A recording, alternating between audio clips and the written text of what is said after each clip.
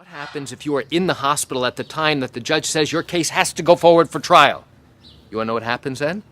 Come join me for a moment as I share with you the answer to this question.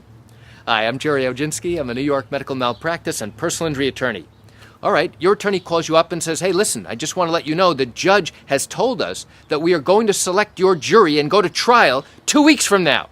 And you turn around and say, wait a second, what are you talking about? I'm scheduled to have corrective surgery because of this doctor's problems in 2 weeks. There's no possible way I can go to trial. So what happens next? What happens next is one of two things. Either your case goes forward to trial without you, or your attorney goes back into court and begs and pleads with the judge to say, listen, can we postpone this trial until after my client has had surgery and until after she has recuperated? Yes or no? Well, here's typically what will happen. Once your attorney learns that you are now scheduled to have surgery and will be in the hospital, corrective surgery for the problems that you're experiencing, now your attorney will either call the court with the defense attorney on the phone and have a conference call, or the court will ask the attorneys to come back into court and now have a conference with the judge. During that conference, whether it's on the phone or in person, your attorney has to tell the judge, listen, judge, I know you gave us this date in 2 weeks to start this trial. And although I am actually ready to go forward, my client is scheduled to have surgery in 2 weeks to correct this problem. And then, beyond the surgery, she needs time to recuperate. Is there any possible way you can give us 2 months and we can start the trial at that point? Typically, the defense is not going to have a problem with our request. And hopefully, the judge will not have a problem with that either. In that instance, yes, the judge will agree to postpone your trial so that now he gives you time to go ahead and have your surgery and gives you time to go ahead and recuperate. That's the ideal scenario. However, there are some instances and some reasons why a judge may turn around and say, listen, counselor, I don't care what your client is doing. This case has been waiting for trial for over 2 years. Now it's finally come up for trial. I am not adjourning it under any circumstance. Now, if the judge were to do that, that puts us in a very dangerous position. Why? Because now, if we go forward with your trial without you being there, without the jury seeing you and hearing you testify, it puts us at a very significant disadvantage. It might even be grounds for an appeal if we lose the trial and we're forced to go ahead and try the case without you being there. So there may be grounds to appeal if that occurs.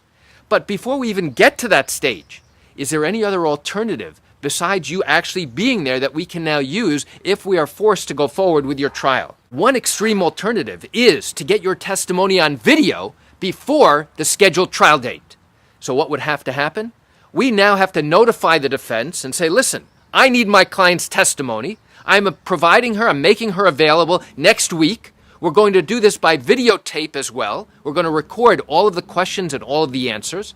And you are welcome at that time to cross-examine her as if we are at trial. So it's as if you are actually testifying at the time of trial, but now we are going ahead and video recording it. So I'm going to do a complete direct examination, asking you all the questions I would ask if you were at trial in court. And after I am done asking all of my questions, now the defense attorney will have a chance to question you. And he will do a cross-examination as if he is actually at trial. And why is that?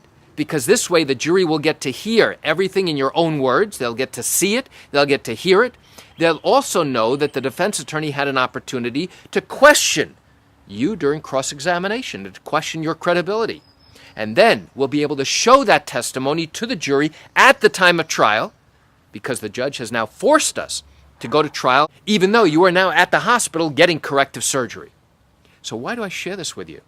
I share this with you because this happens once in a while, and now the injured patient wants to know, what do we do in this instance? Will the judge allow us to postpone my trial, or will they force us to go to trial? Now you know the answer. You know, I realize you're likely watching this video because you have questions or concerns about your own matter. Well, if your matter did happen here in New York, and you have not yet started a lawsuit, but are thinking of doing so, but still have questions that need to be answered, what I invite you to do is pick up the phone and call me. You know, I answer questions like yours every single day, and I'd love to talk to you. You can reach me at 516-487-8207 or by email at Gerry, Gerry, at oginski-law.com. That's it for today's video. I'm Gerry Oginski. Have a wonderful day.